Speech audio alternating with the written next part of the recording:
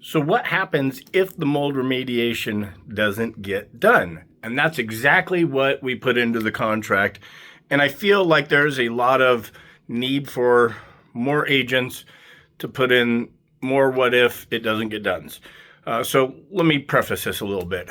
We've got a buyer under contract. We're actually closing today. And they had this, the seller was going to have the mold remediation done in the attic anyways. Mold remediation got postponed a little bit. And in the inspection period, we wrote in there that the mold remediation will get done prior to closing. And so what happens if it doesn't get done? Do we just not close the deal? No.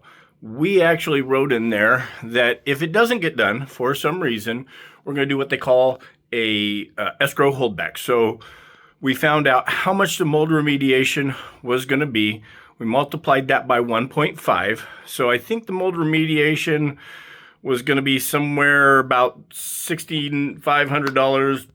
We asked for about an $11,000 holdback just in case the mold remediation didn't get done. Then the escrow company holds back that money. And then we have a time that it needs to get done by. So the worst case scenario is the mold remediation company goes out of business, right? Like, I mean, we've all seen small businesses go belly up. This particular mold company is really good.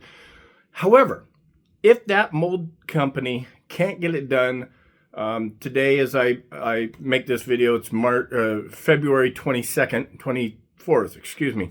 And so if they don't get it done by March 31st, which the mold remediation got done, right? But if they would not have done it before closing and they couldn't get it done by March 31st, then that money is released to the buyer. And why is it released to the buyer? So that they can go get the mold remediation done. And why is it 1.5?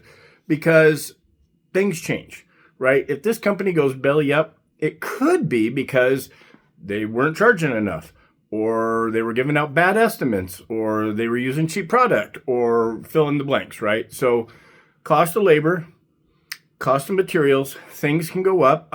We see a lot of this, like in new construction, when maybe there's some paint touch up to be done or some landscaping that didn't get done.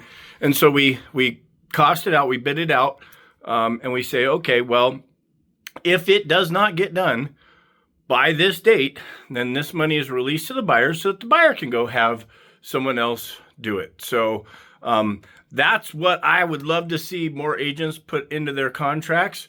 I've had long conversations with my broker about deals where people didn't do that. And then there's this big question of, well, geez, what now? It didn't get done. And it comes to, say, July.